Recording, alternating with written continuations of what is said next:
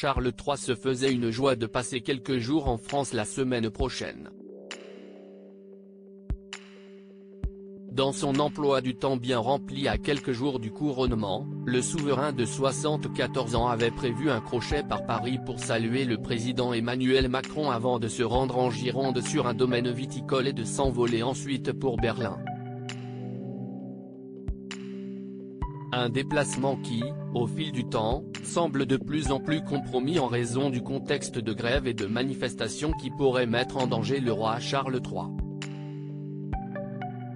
Si le palais de Buckingham suit avec grande attention le déroulement des événements, pour l'heure, aucune annulation n'est à l'ordre du jour.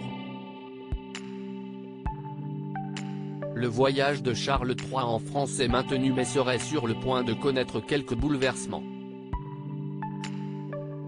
Son arrivée prévue lundi 27 mars doit être suivie d'une cérémonie à l'Arc de Triomphe, d'un discours au Sénat, de plusieurs rencontres officielles pour se conclure en banquet d'État jusqu'à l'heure attendue au château de Versailles. Mais si est-il justement là que ça coince?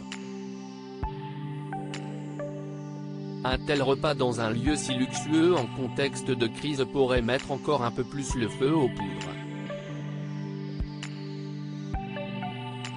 D'après les informations de BFM Télévision, le dîner prévu lundi soir au château de Versailles pourrait ne pas avoir lieu, les autorités envisagent de déplacer l'événement peut-être, sans doute, à l'Élysée, en raison de probables manifestations aux abords du château lundi après-midi a-t-il été annoncé. Aucune décision ne sera prise à la hâte. Il y a néanmoins fort à parier que la journée noire annoncée ce jeudi 23 mars fasse basculer toute l'organisation. Logistique et sécurité menacées. Si Paris a son lot d'inconvénients, ce n'est pas la seule ville de France rythmée par les blocages. Bordeaux n'y échappe pas. Il se pourrait d'ailleurs que les conducteurs de tram, que le roi Charles III envisage de prendre, refusent de circuler.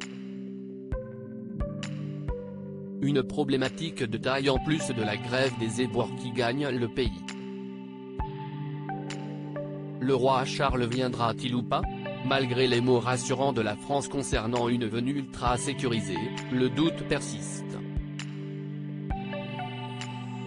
Les proches du roi craignent qu'un mouvement de foule dégénère en raison des rassemblements sauvages et donc non connus des services de sécurité. Ça peut se comprendre.